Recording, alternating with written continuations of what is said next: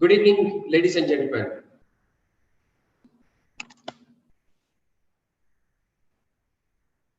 Today, on an exciting journey and episode on Ray Talks, we have two of the most important personalities. When I say important personalities, one is from the Government of India, Mrs. Shomita Biswas. She's already on our show. She'll be back on video in a minute. She is the Joint Secretary, Technology and Mechanization in Ministry of Agriculture and Farmers Welfare, Government of India. And then we have, yes, there she is. And then we have Mr. Kesavan, who represents, besides his company TAFE, he represents two of the most important bodies in the country. FICCI, he is the chairman of agriculture in FICCI, and he is the president of TMA, Tractors Manufacturers Association. So, friends, today we are going to discuss in our Ray Talks Next Generation Agriculture, enhancing farmers' income through technology and mechanization. Who could be doing justice to this beautiful topic? Well-deserved topic. A Joint Secretary from Government of India and another representing FICCI and TMA. So when we are going to speak about it, we will be talking to Mr. Kesavan and Ms. Shomita Biswas. Let me introduce to my panel speakers today. Mrs. Shomita Biswas, member of Indian Forest Service, belongs to 1988 batch, is the current Joint Secretary, Department of Agriculture, Cooperation and Farmers Welfare, Ministry of Agriculture and Farmers Welfare, that's Government of India. Madam looks after Mechanization Technology Division under this ministry. Earlier, Mrs. Biswas has worked as CEO of National Medicinal Plants Board under Ministry of Ayush, Government of India. Mrs. Biswas has served in Government of Maharashtra in various capacities. While having dealt with the core sector, that is forestry and wildlife, she also has a stint in Fisheries Development Corporation as Managing Director. She has also worked in Environment and Tribal Development Departments. Being posted as Member Secretary, Maharashtra State Commission for Women, she took many initiatives to address issues of gender-based violence and women's empowerment. Mrs. Biswas has been conferred with Appreciation Award by FOGSI for outstanding achievements, transforming lives, dedication to service, and immense contribution to society. Ma'am, I welcome to this show. We are truly honored to have you here. And my next speaker, Mr. Kesavan. Kesavan is so helpful. I would like to, before I introduce him, I would like to share an experience how helpful he is. I never knew Mr. Kesavan until January 2020. I got in touch with him. I was having a conference in Hyderabad called Digital Ag India Conference. So I requested Mr. Kesavan. Mr. Kesavan, I said I wanted digital guy from TAFE to come down to Hyderabad to speak in this conference. And immediately he put me on to his digital head, Mr. Dilraj Singh, and who contributed immensely to this conference. So that's Mr. Kesavan. Now, introducing him formally. Mr. Kesavan is the chairman of FICCI, National Committee on Agriculture, and president Tractors Manufacturers Association, that is TMA. Mr. Kesavan is an engineering and management professional with over 40 years of national and international experience in both functional and management areas. He has a track record of 30 years in areas of agricultural productivity and management, government-industry interface, and public-private partnership.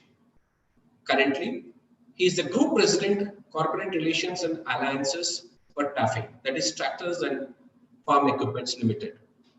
He represents TAFE in various industry bodies and government committees, which I just mentioned to you in FICCI as well as TMA.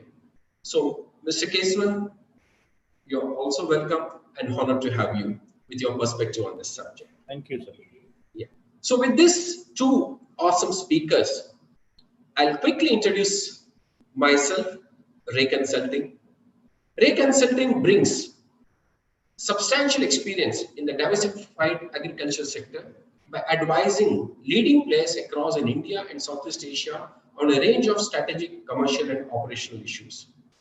We understand the unique dynamics and economics of agricultural value chain, the critical issues and challenges seeking to grow and elevate performance. We work with all segments of the agri-value chain, including growth strategy, M&A, go-to-market commercial strategy for the business performance improvement, market research reports, and various other strategic dealings. We started, thanks to this pandemic times, a unique talk show called Ray Talks on April 25th. We never knew this Ray Talks would take such an important turn with over 30 countries registering. Almost 33 lists we have now. Like today's registrations, we have 17 countries registering to listen to all of us. It has become a global show and the only show in the world which is regularly aired on every Saturday at 4 p.m. Indian Standard Time. So with this brief introduction, ma'am, I seek your permission, Mr. Kesavan. I would like to start discussing with both of you. Ma'am has to attend a meeting maybe about in an hour's time. So we'll try and see how best we can talk to her and Mr. Kesavan get the things done. And my dear audience, as usual, thank you so much for joining, taking out your time. We'll surely take your questions at the end of the discussion, what I have with Mrs. Biswas and Mr. Kesavan. Madam, let me start with you. What are the things, what we talk in agriculture is doubling of farmers' income, enhancing farmers' income. And I personally believe that mechanization can play a very important role. So can you let us know what is the status of farm mechanization in the country as of now?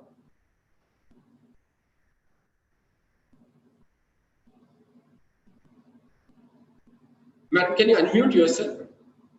Mike. Yes. Now, can you hear me now? Yes, ma'am. Okay, thank you, Mr. Raj Agrawal, for having invited me in this particular, consultation.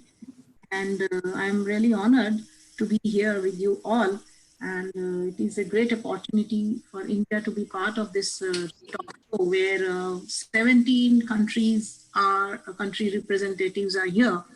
And it's a great opportunity for all of us. So as you have very rightly asked about the status of farm mechanization in the country, as you all of you would agree that agriculture mechanization is an essential input for modern agriculture, and which enhances, besides reducing the human drudgery which we look at, and also cost of cultivation.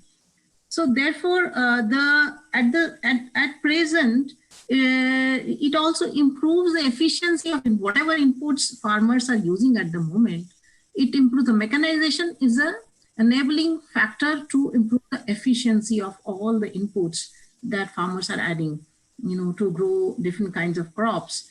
At present, the farm mechanization has increased to 2.49 kilowatts per hectare. It's a recent study that we have got conducted, and it's a very heartening to share this figure with you, which was earlier 2.02 kilowatt per hectare farm power availability. So this is an impressive improve if we look at the mechanization, agriculture mechanization segment of agriculture sector, which is growing annually globally at the rate of 10%. And if we look at in Indian context, it is growing, the CAGR is growing at the rate of 7.5% during the period since 2016 and 18. So it is, and it is heartening to share with you, Mr. Keswan is also there, that one of the major factors of improvement of this farm mechanization industry, the the growth of tractor industry in our country, and ours is the major, exporter. We are the largest exporter of tractors, and we are annually almost exporting 9 lakh tractors at the moment. So it is it's a good that way, India's position as far as farm mechanization is concerned. Yes, I agree that we need to, most of us also agree that tractor is a source of power. So there are other machines and implements which also should, the use of those machines and implements also should be increase. The use of those machines also should increase in the farming sector. So we are also looking at that. Thank you.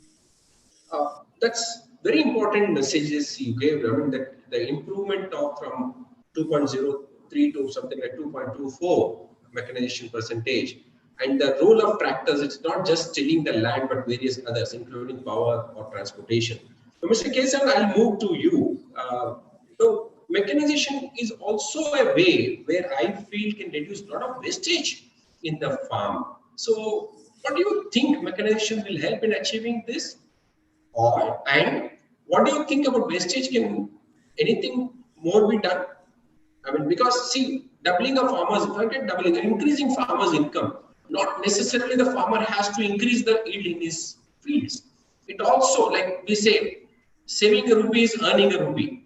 So saving a kg from by farmer in wastage is equivalent to getting his value of that worth.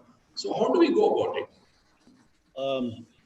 Thank you very much for this question. I think there is a question very close to my heart, and I also, JS also knows that it is close to my heart.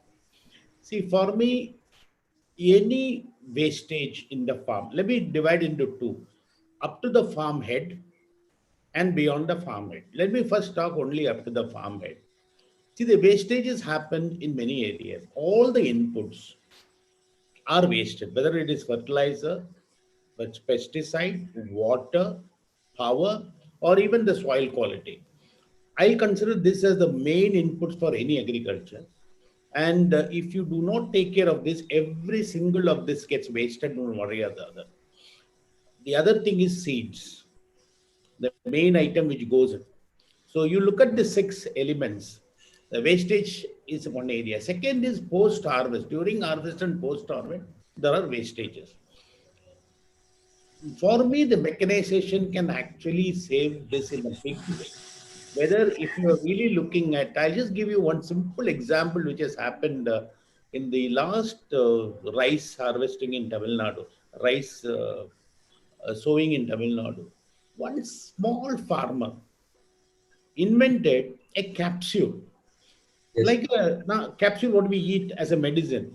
He put a seed, fertilizer, and a little bit of preventive pesticide, and he sowed it. He says, and actually it has been come, the Tamil Nadu government has taken it up, and I think Tamil Nadu agricultural people are taking it up. He says he spent less than 30% of the inputs. He never used water, like if he never did flood irrigation. And almost everything what is sowed grow. Now, just imagine if this is, now imagine this is what I would like to have an equipment which we call is pelletizing a seed. A pelletizing a seed is typically great if you can pelletize it and start seeding it, you save a lot of input cost. Number one. So this is something because every item gets saved. Second thing is preservation of soil. See, today there is no need to remove the entire earth for putting one seed in. Suppose you, so actually you today you have machines which only seed when needed, where needed, without removing the topsoil, without removing. So this is also going to be another way. All these things are driven by mechanization equipments. Yes. So this is where, while JS talked about tractor work, I think one of the areas we both of us concur and which he actually indicated is you not only tractor today, you need high-end mechanization equipment which can save all this input cost. Then comes the storage at the farm head. Because once you do harvesting, your mechanical harvesting actually saves a lot of wastage. So the mechanical harvesting, better quality harvesters, today we really see it in rice and wheat and maize. But today these harvesters can be in other areas also to suit the India needs. Then harvest, saving and harvesting, and after harvesting, what we really call as, which I just saw the UP government announcing it 2 days back. They are going to have 5,000 warehouses. Almost every 10 village, one warehouse kind of. This is something I call as the farm head warehousing, which actually reduces the waste post harvesting. No, the advantage is farmers don't have to go for a desperate sale. Farmers can save the input material. So straight away that money goes into the pocket, right? You said, 1 rupee saved is 1 rupee earned. Probably even more than that. I will say sometimes that. So I think mechanization can do a lot. And that is why I stop mechanization at the farm head. Beyond that, I will never. One area which I have not talked about is sorting, grading and sorting, which actually increases the value for the farmers. Otherwise, what happens is they get an average pricing, but a sorted product can always demand a much better pricing. So let me stop here. That is, so I believe mechanization is good for the country. We have almost 20% and 40% wastages in food, in grains and vegetable, fruits and vegetables. Saving this is going to be big stuff. Saving input cost is going to be big stuff. Over to you, sir. Yeah. I'll come back. That's a nice way to put it. Mr. Kesavan, I'll come back to you. I would like to relate mechanization to digitization a little later, once I have another chat with Madam. Madam, in your view, though India is quite advanced, currently we have the figures also in mechanization, but compared to other countries, where do we stand? If we compare ourselves with the most advanced countries like US and Europe, we are quite behind as compared to those regions of the world. We have improved our power availability, farm power availability to almost 2.49 as I go by 1819 report. However, in other countries, it is, for example, the mechanization is more than 95% in countries like US, and that also means that only 5% of the population, 5% of the population is again engaged in agriculture, because mechanization is so much so that only 5% of the population is engaged in mechanization. And in India, if we look at India, mechanization is about 40 to 50%, and whereas almost 60% of the population is engaged in agriculture. So that is the kind of difference we have if we look at developed world. But there are again, reasons for that.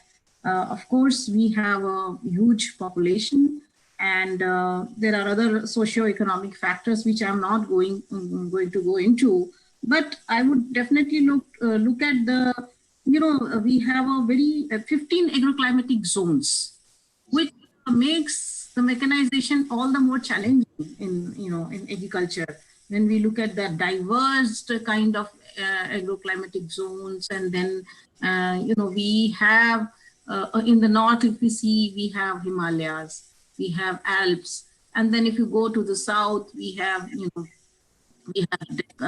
plateaus. If you go to the west, we have desert. If you go to the northeast, is a absolutely different agroclimatic conditions we are looking at.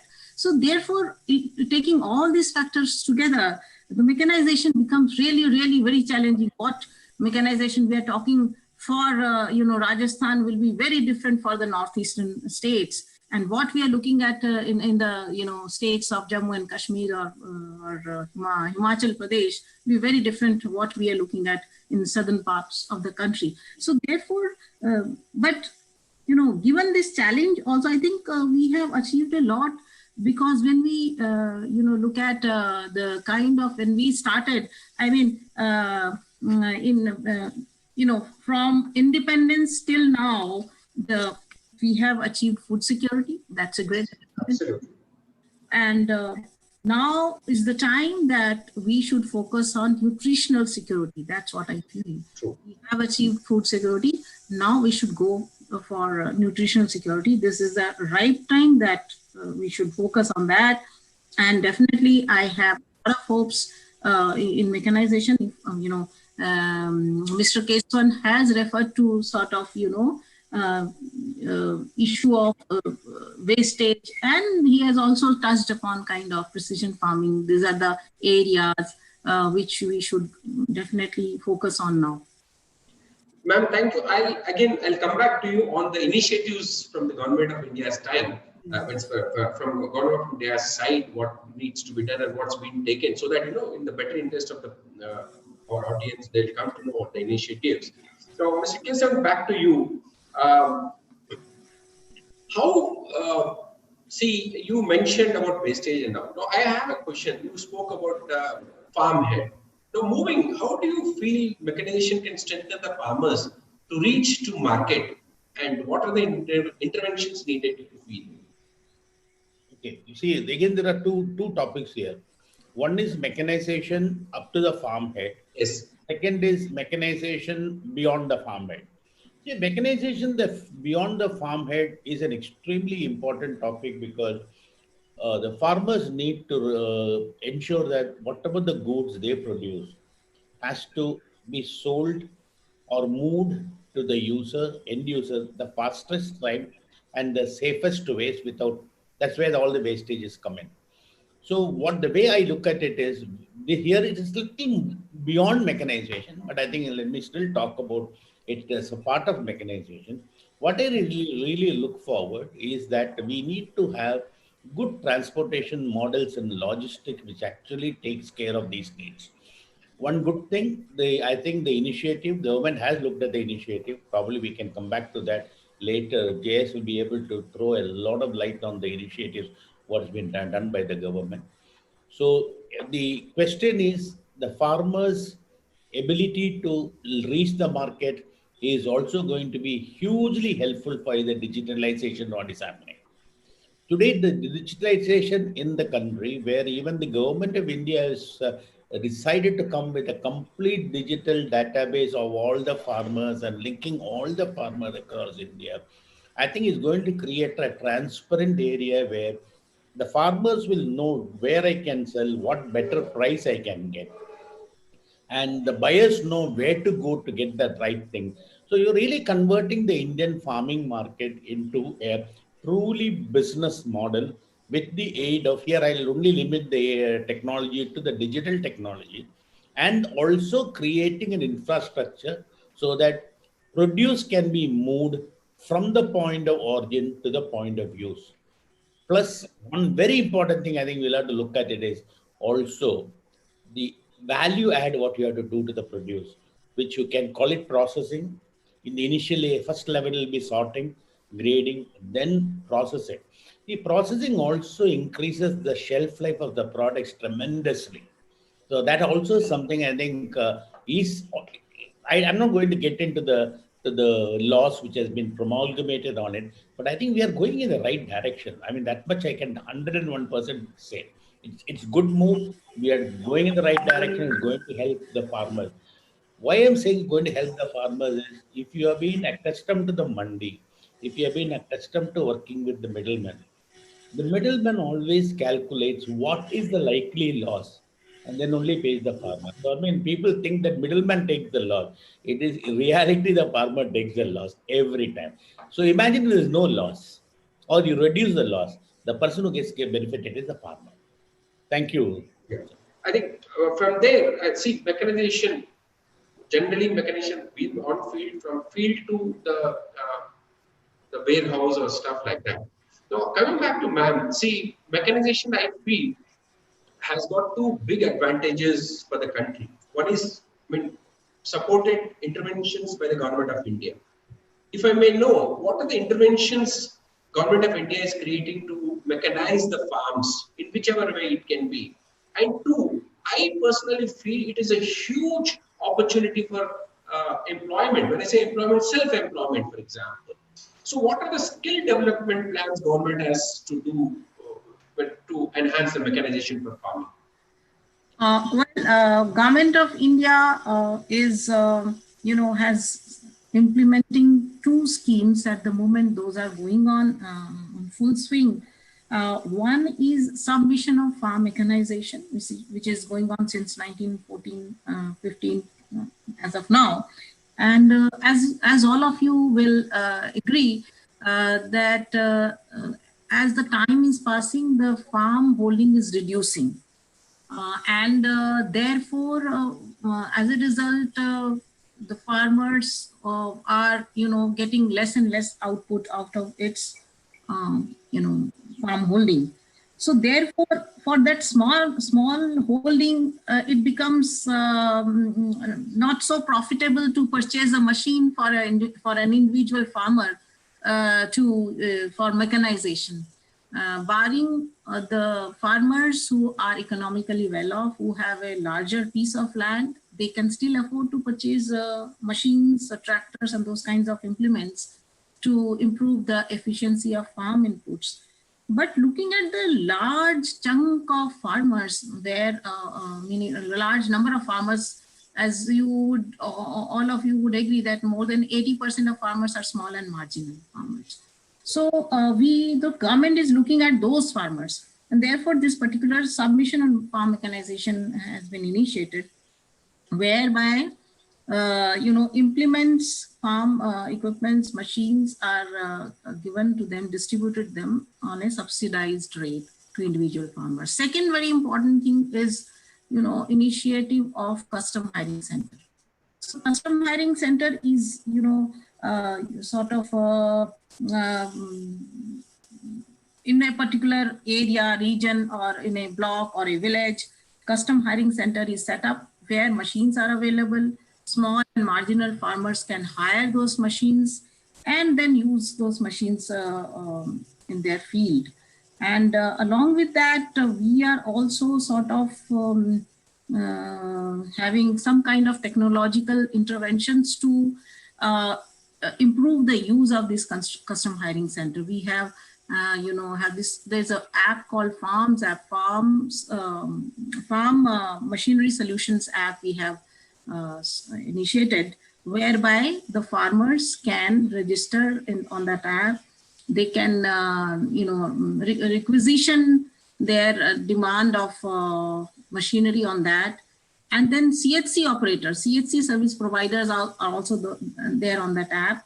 They can, display what kind of machineries are available, and then they can negotiate among themselves about the price of, rental price and everything. And this is how it is being, this particular scheme is going on. The second is it's because as you understand, this agriculture is a state subject. So this particular scheme is the center's share is 60% under this scheme, and 40% comes from the state governments. There is a second scheme that is called crop residue management scheme, CRM scheme, which is being particularly initiated since 1819, looking at this crop residue issue, which is happening, and all of you know that this burning of crop residue is happening during this time. So going on. So this scheme was also launched to minimize those kinds of, to manage the crop residue in situ. So that is a 100% center sector scheme. 100% funds come from the central sector. And this scheme is, again, the components are more or less similar as a submission on farm mechanization. Here, the machines are more towards, how to manage the crop residue in situ, in the field itself, so that the residue can be used within the farm, increasing the nutrient level of the farms, and less use of fertilizer and those kinds of things. At the same time, it would also improve the input efficiency, and within shorter period the institute. These are the kind of initiatives the government of India is taking forward. Thank you. Yeah, thanks, ma'am. I think I'll come back to you on the skill development. So I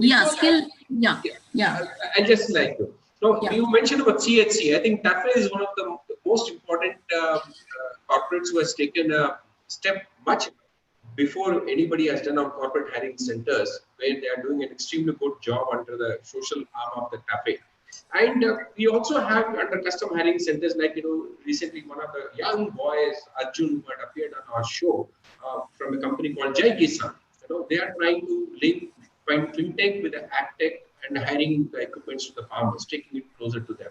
And third, very important factor which you mentioned was that it is a state subject. That's exactly, we were honored to have a discussion by Mr. Jayesh Ranjan, Principal Secretary in Telangana government, which he has acknowledged in our conference, telling that, look, agriculture is a state subject and government of India gives us so many opportunities. It is we who need to pick it up and see how we can practice. And he gave us a mandate. He said in digital conference, how can you see, Raj, you can connect the startups with the incidentally, our event happened just 2 or 3 days later after the budget was presented. So he brought in some 17 points from that budget. He said, look, can you connect agricultural points from this budget to our state thing? So the third important factor, what I feel is startups can play a very critical role. Absolutely. Mechanization and thing. And I'm fortunate that, I also mentor quite a few startups in technology and mechanization for these things. As you mentioned, for example, how do we measure when I say measure, find out the nutrient in a soil? What is to be required? Now, recently, one of our mentees called Krishi Tantra, who identifies almost 11 nutrients in soil, is being funded by 2 large venture capitals. So that is where we can see a huge opportunity. I think we need to find out. Government of India is doing a lot of things. Probably we need to find out what we can take from that. So that's a very valid point. If Mr. Kesavan, if you may allow, I would like to take an extension question to ma'am on the skill development. I mean, how best government of India or India can tap the youth of India. I mean, again, I would like to preempt a small thing. We are, one of our clients we are encouraging him to get into agri-inputs supplies, including farm implements, as you mentioned, either hiring or by selling. So one of the suggestions we gave to them was, you need to have a sprayer service center along with your centers of sales. So for every one service center, I'm creating 2 employments. When I say 2 employments, 2 entrepreneurs. I'm training those 2 guys who can repair the sprayers, who can manage how to repair simple farm equipments and then serve the farmer. So what are the skill development initiatives from your end? Very good question, Mr. Raj. As you would agree that mechanization must, go, in tandem with the capacity building of the people. When we talk about capacity building of the farmers, capacity building the youth who are there in the rural sector, capacity building of the agriculture engineers, etc., so on and so forth. And with that kind of objective in mind, Government of India had established 4 farm mechanization training and testing institute in 4 parts of the country. So we have these, in short form, they're called FMTTIs. FMTTIs, one of them is in the south, another one is in northeastern region, one of them is in Hisar, and there is one is in the central region, Madhya Pradesh, Budni. So now these FMTTIs are, giving trainings to all these segments of the population, farmers, and then agriculture engineers and polytechnic graduates. And another very interesting thing that we started, which was the need of the hour, when this COVID started, lockdown started, as all of you must have seen how migrant laborers were moving from the urban agglomerates to their respective villages. What a pathetic sight we have experienced, all of us have experienced. So then our department,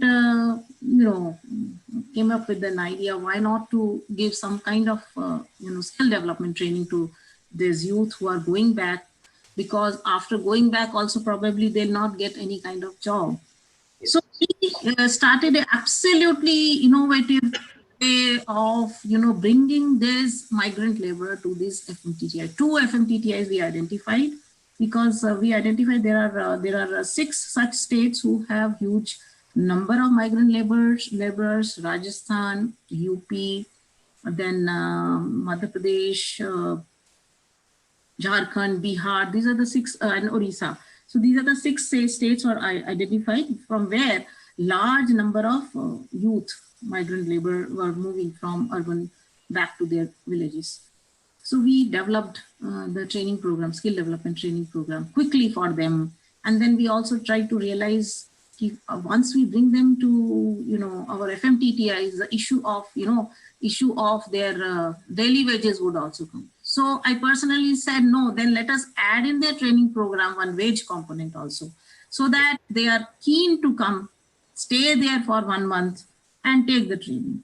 So then there was another challenging issue. How would, during the social distancing and those kinds of things, how are we to manage?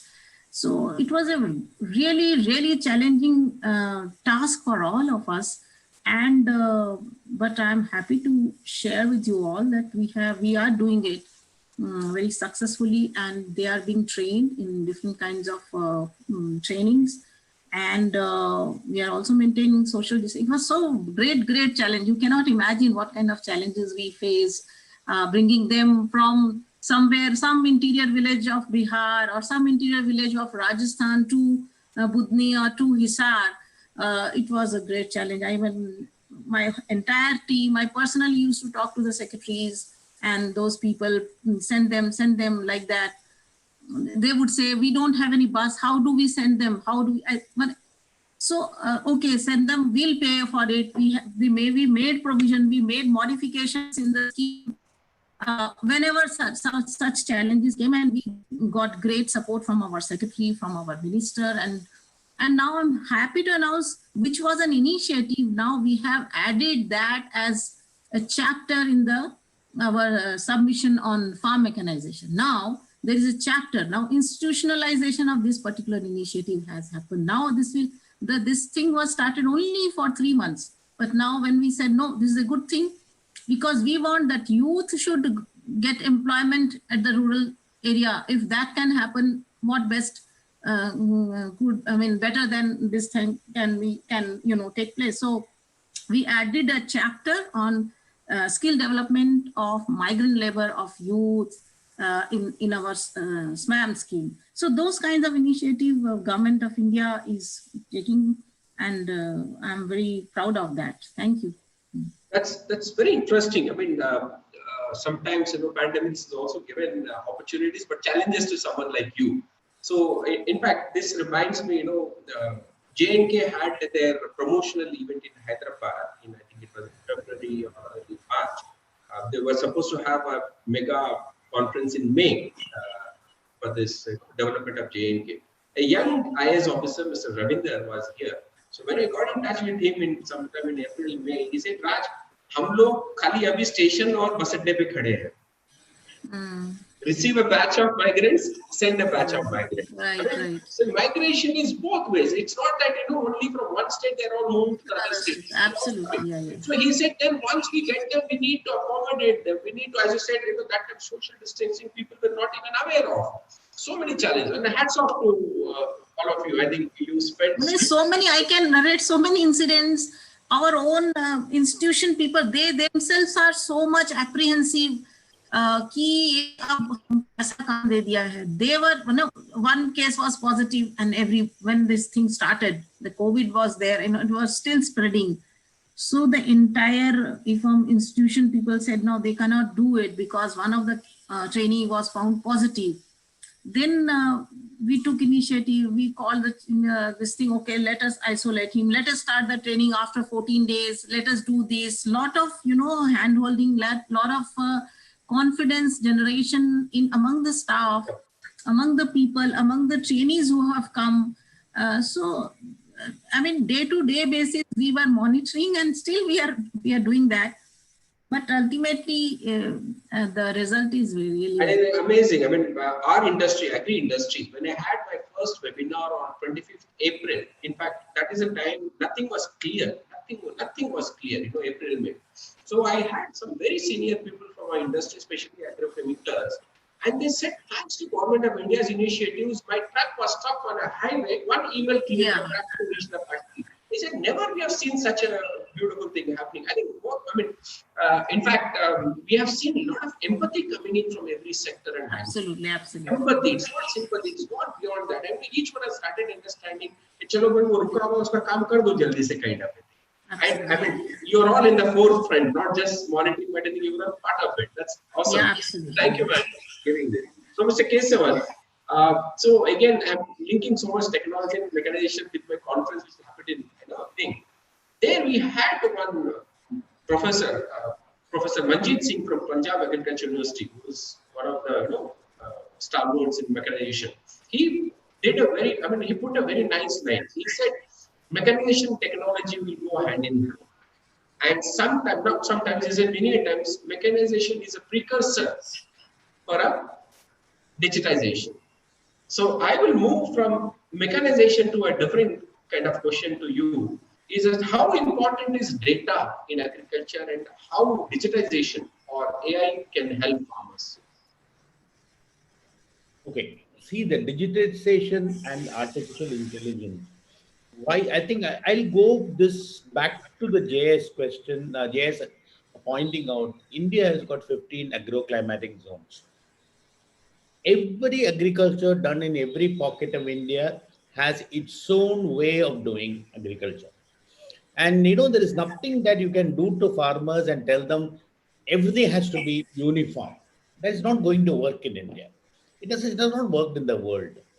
So the AI and digital is going to help in a big way by understanding what the farmers are doing in their own pockets. Just imagine, I mean, I'll suppose India has got 6,25,000 villages. Out of that, let us say 90-80% is good for agriculture. Now imagine if you have data of every village, soil quality, when it is likely to rain, how the individual crops are doing there. And this data is available on a regular basis. Normally we say that it is created and matured every weekly. And imagine the kind of power the data has to go back to the farmer and say, your soil quality is high, you have to do this much in that area. At least on a village basis. Then this can be broken down even up to a farmer's area. If he has got 1 acre, 2 acres, 4 acres, you can even go to that extent. See, today technology has that ability to do that. The question is it affordable enough in India? See, that's also another question you have to always understand. You need an affordable technology which can reach the farmer, and the farmer should see there is a benefit in it. So this is where I think both the digitalization, AI, data preservation is going to help. One very simple example. I think recent locust attack, Yeah. what happened, is an extremely good example. At least we were able to know well in advance the locust is coming. If you have gone back about 10, 12 years or 15 years back, this would not have been possible. Okay, now you also can probably predict even much earlier the locusts are coming. We may have intention to protect the locust attack because you have a digital AI. The biggest advantage what you get in an AI is suppose you in a particular area you have done something and it has worked very well. The digital AI has got ability to learn and transfer it to somewhere area which is similar to it. I'm not saying exactly the same, similar to it. This I think is going to help in a big way when it comes to digitalization and AI. Another very important thing, how this is going to help India more than anyone else is that see, digitalization can actually come to much more smaller units. In the olden times, larger the farm, we thought is better. Today, imagine that today you have an equipment which can work in a half an acre farm. 20 of the equipments will work in a larger farm, and 100 of the equipments can be managed, digitally controlled, digitally linked, which is what we call as a swarm technology. I genuinely believe that India will become a leading factor here because like COVID, the negative aspect of the COVID gave us a lot of positive things. This just because Indian agricultural lands are so fragmented, we are going to have technologies which can work in the fragmented land, and if you can club it together into a swarm with artificial intelligence and digitalization, it can work in anywhere in the world. So for me, this is going to not only help India, we can also become a source for India can be a source for the world because there is volume. Whenever there are volumes, India has always done a good job on exports. And technology is, we have probably, I don't want to call it frugal, but I think we have the technology at the lowest cost. We have the capability of doing it. Yeah, I think replication wise we are very smart, and scaling we can do very well. Very well. Since you mentioned for the small parts, I mean, again, I would like to quote 3 years of back. So I was in Himachal in apple orchards with the farmers working for a couple of our clients, and we saw they're very interesting. The buds, because the counter bund of apple trees, and one bund didn't have more than 10-15 trees. And it was very difficult for them to either spray or irrigate or stuff like that. I think this then smaller ways they found on how to get the things done in a proper way. So it was great talking to you, friends. In next about 5-7 minutes, I'll take questions from you. Keep your questions ready, and you can raise your hands. Whoever wants to put question to Madam Biswas and Mr. Kesavan. So, Madam and Mr. Kesavan, I will move from mechanization and technology to something generic topic, which is, and this is a question for both of you. Whoever feels like you can kind of answer first, but both of you have to answer this. So much has happened about this agri laws in the last few months, and these agri laws have been enacted, and there is both the corporates. When I say corporates, I would say there are two coins of the same thing. One says yes, it is beneficial. The other said it may not. So, what do you have to say on this, Madam, to begin with? I think these two laws that have come into being have opened up the market. That is definitely one of the key things that has happened due to enactment of these two laws. Earlier, farmers could only sell their produce in the mandis. Now they have options available. That is number one. Number two, this is a great opportunity for the entrepreneurs also to be, invest. For the investor, entrepreneur can start some kind of startups in agricultural products. Third is for the investors. When investors have a great opportunities, because we see that investment in the agriculture sector is the least if we compare with other sectors. So through these two laws, the investment, the gateway is opening for the investors also, for the entrepreneurs also, for the traders also, and the farmers also. Farmers has a great opportunity to get into contracts with the business community, with the entrepreneurs, with the traders. I mean, they can have their price, a negotiable price, and thereby it is an opportunity. I mean, who wants to really leverage this opportunity can be definitely benefited out of these two acts. That's what I feel. But at the same time, I would also like to mention that because it is just the beginning. So there are ifs and buts. Definitely, when anything new starts, there are ifs and buts everywhere. So we will definitely look at those aspects of let us go up to the bridge, and then we can think of crossing it also. Great. Mr. Kesavan. First of all, I think I am absolutely for what has happened, all the three laws. Because I think I genuinely believed that what happened in 1991 for automobiles and industry, I think that's the moment what has happened for agriculture. And I'm really surprised people are objecting to this. I don't want to get into the politics of it, but I think it is more politics than reality what has been happening. I'll only go by one simple logic. In India, anybody can make anything anywhere and sell anything anywhere. Why are you not allowing the farmers to do it? Is that mean is farmer is a lower sector than everybody else? So he cannot sell what he produces anywhere? So that's a question I think somebody need to really think and answer. Number two is why mandi etc. has been useful in the past, when especially when we had a an area where we had a food scarcity and controls were required, APMCs acts were required, EC Act was required. See, everything has got a time period. I think somewhere you have to accept that we need to change and keep it moving and give the freedom to farmers to produce, sell anywhere they want, give them the facility to do it. An open market is always a welcome market. I'll only give you one small real example and I want you to judge by itself.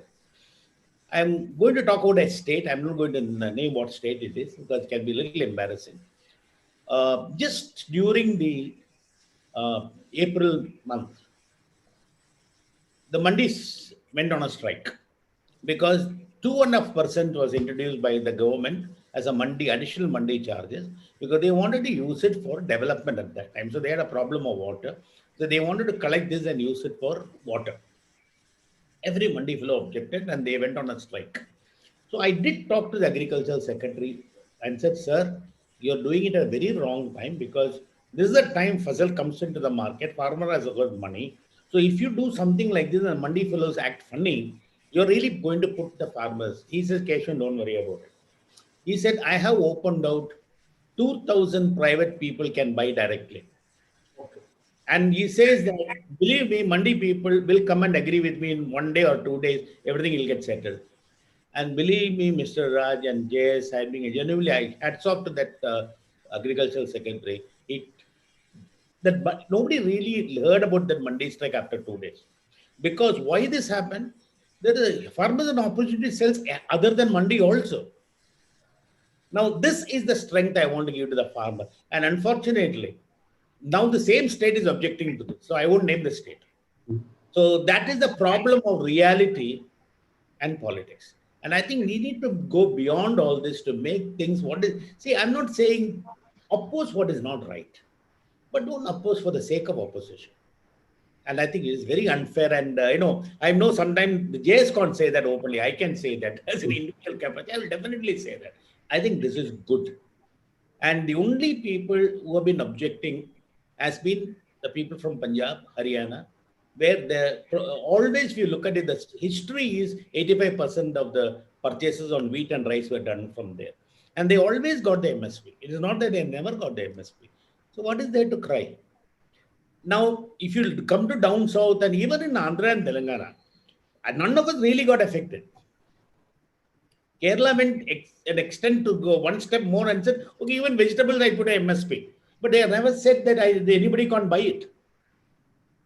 Because many people from this side is not affected. And what is the procurement? 6.5% of total produce is procured. So many a time you tend to make too much of noises for the heck of it. And I only wish people do not come between development of a farmer. I think farmer needs that kind of a help. Allow him to do it. He has got brilliant ideas. He will come out better than all of us. I mean, that's my call. I think it makes sense because that's exactly ma'am said, maybe initially it takes time to get educated, to get practice and stuff like that. In fact, you spoke about the states and all. I heard not heard, at least read in the news by one of the states mentioning that if farmer doesn't get MSP, we'll buy at MSP, kind of support and comfort they were trying to give. But that's yeah. I think corporates, Madam mentioned, you mentioned the corporates will get an opportunity. A lot of opportunity will come from the aggregators. Like we work with so many aggregators. Like I know with whom we work, one of the aggregators, they provide inputs to the farmers.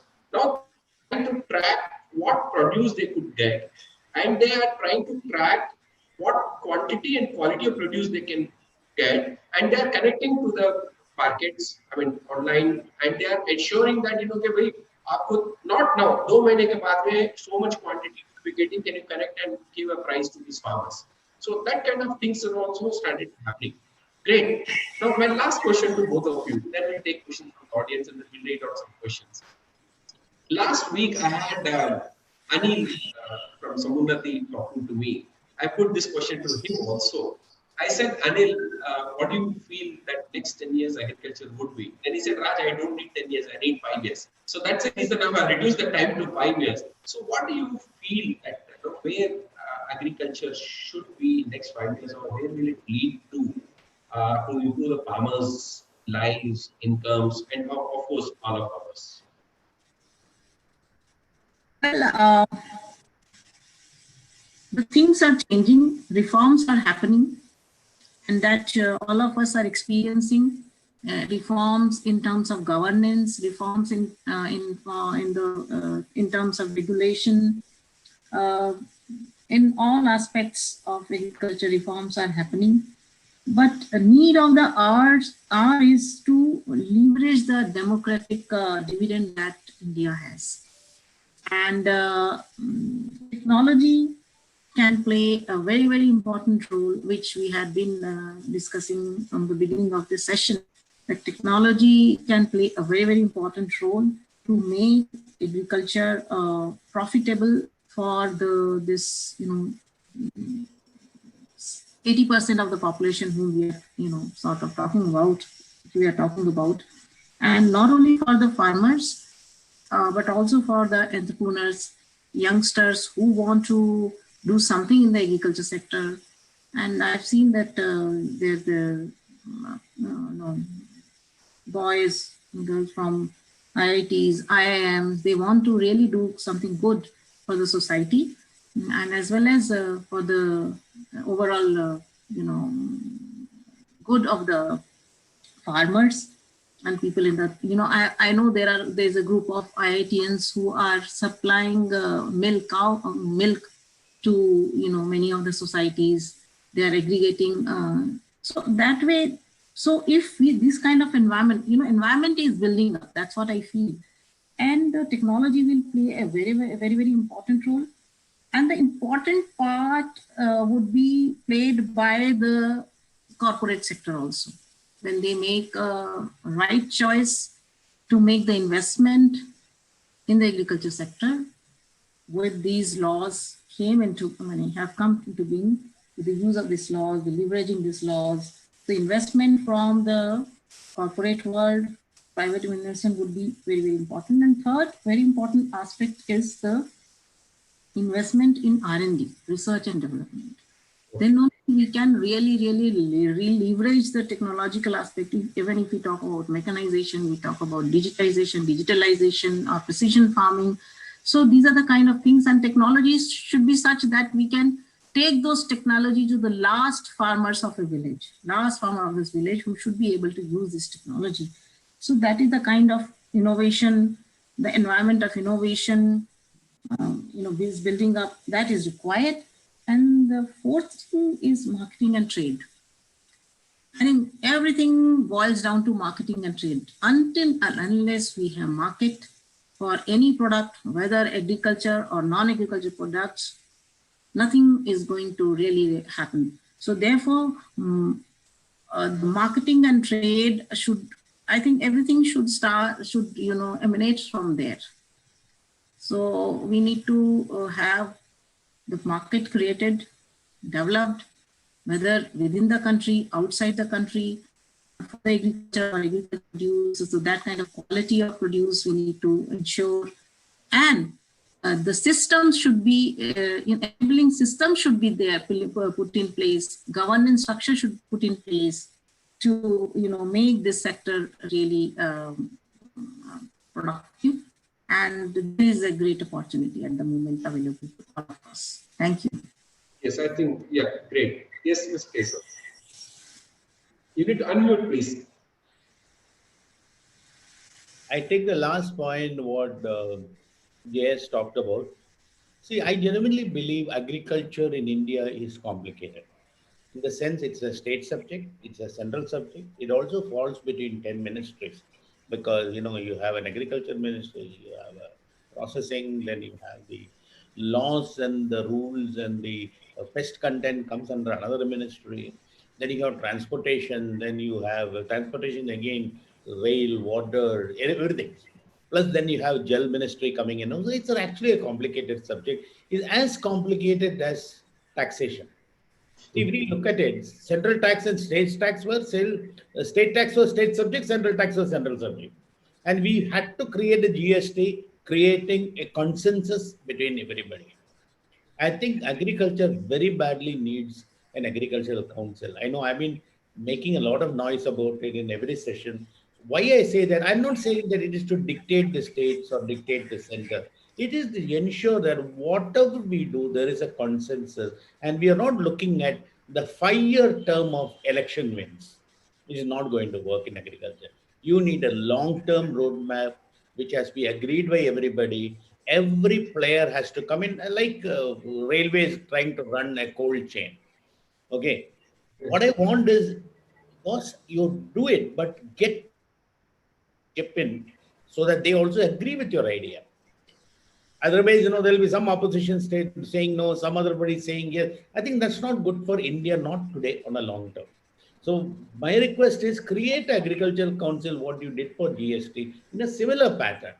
My first reaction when he talked about it is people told me, no, no, no, you are trying to pull out the states, and you are trying to bring in a government, central government control. I said, no, you look at GST has not done it. They created a way of sharing.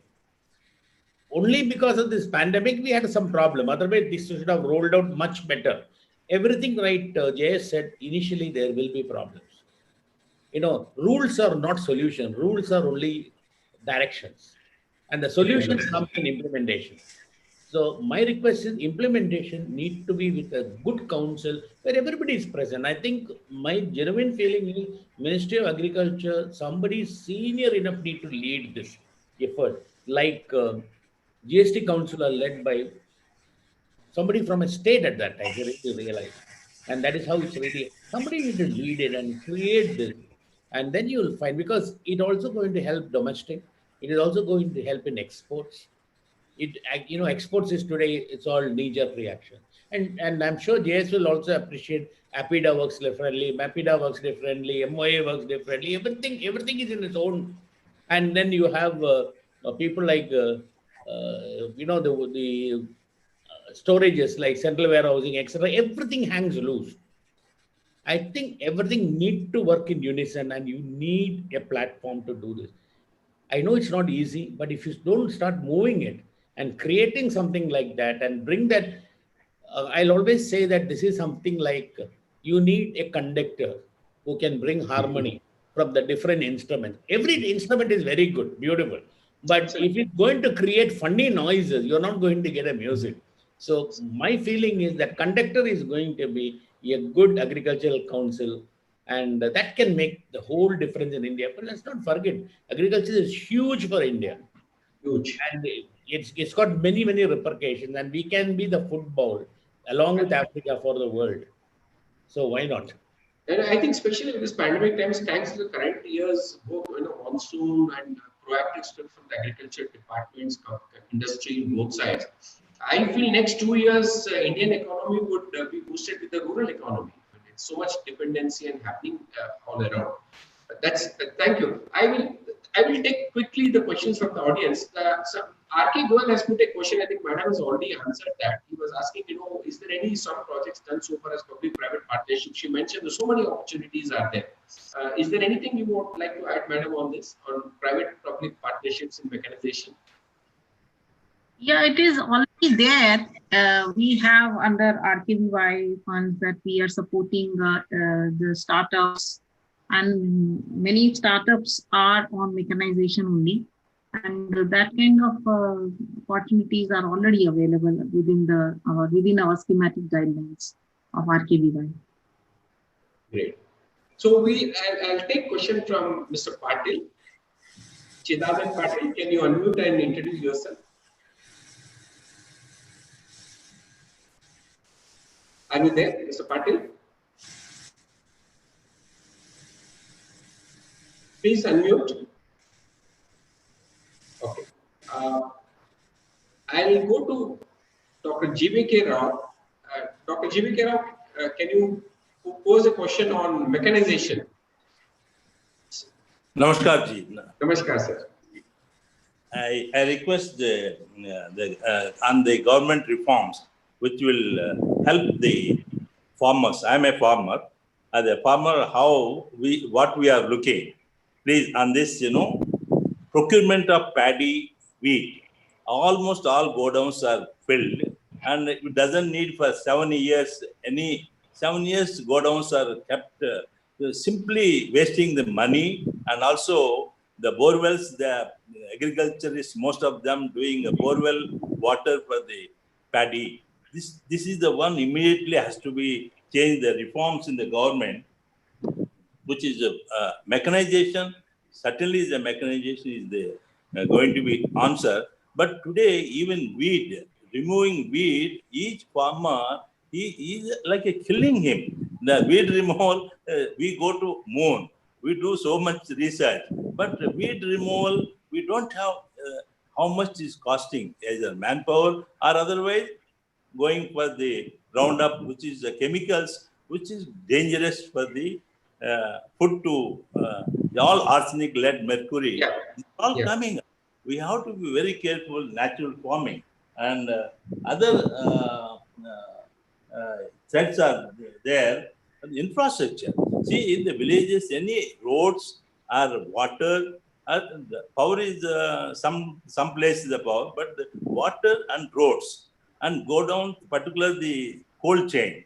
These are the things where instead of today, if I want to go for harvesting, I don't get labor because they are enough put money in their banks, which they don't want to turn for working. We have become, workers. Work culture is lost, and Yeah. crop Yeah. holiday.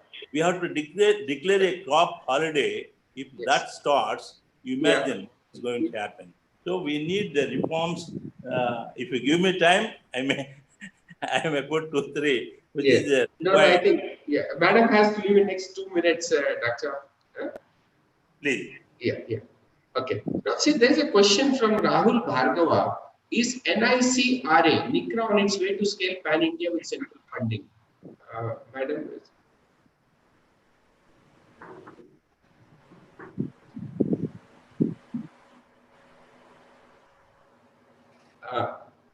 Can you hear me, madam? There is a question. Yeah. Is NICRA, NICRA, on its way to scale pan India with central funding? I think he can send me this request. Okay, please, I'll share. So I can, yeah.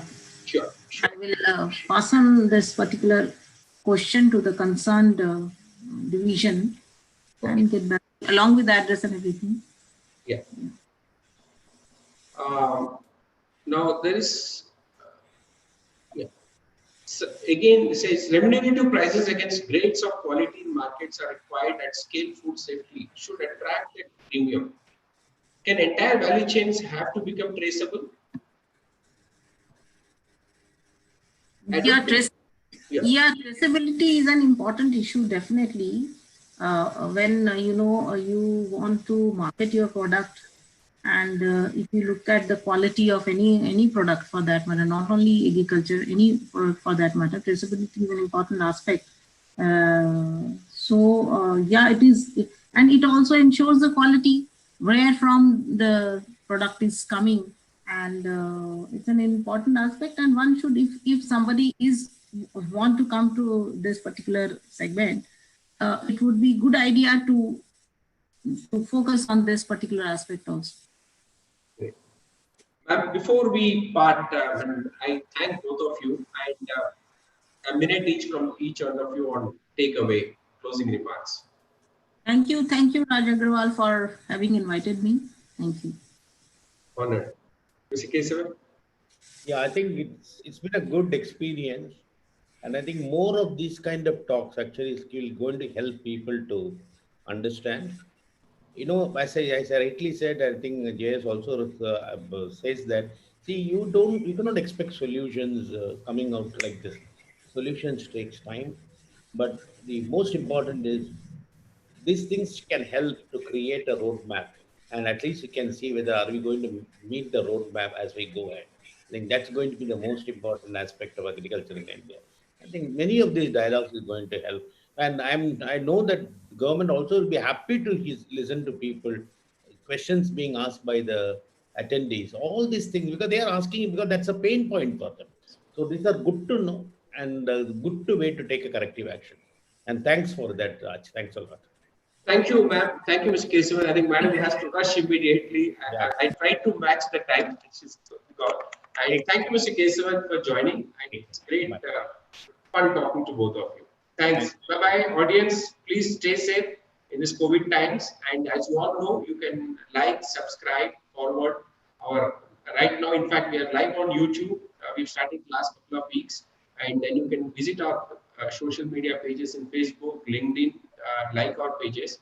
And just to mention, next week, that is on 7th November, I have Deepak Parikh and Mr. Unni Krishnan from Bayer. I mean, Deepak Parikh from his own company, and then Unni Krishnan from Bayer, talking to me again on digitization, more on the global level. And then post that, we'll have many more talks with all speakers like Mr. Kesavan today. And Mr. Kesavan, thank you once again. And bye-bye. Take care, each one of you. Stay safe.